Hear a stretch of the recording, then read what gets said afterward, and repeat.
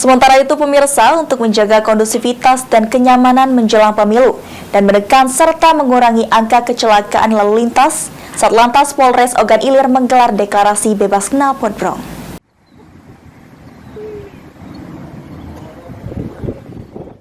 Bertempat di Aula Panaluan Polres Ogan Ilir, Satlantas Ogan Ilir yang dipimpin oleh Kasat Lantas AKP Nofrizal beserta jajarannya melaksanakan kegiatan deklarasi bersama Kabupaten Ogan Ilir.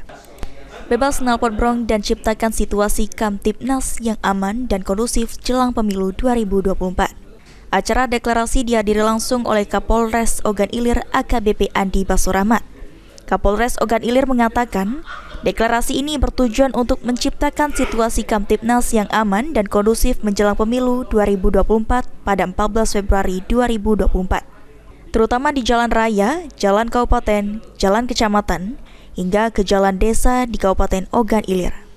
Menurut Andi, penggunaan knalpotbrong merupakan suatu bentuk pelanggaran lalu lintas yang bisa diberikan sanksi berupa tilang oleh pihak kepolisian, karena telah dengan sengaja merusak spek atau bentuk asli dari kendaraan tersebut yang sebelumnya sudah menjadi standar kendaraan tersebut.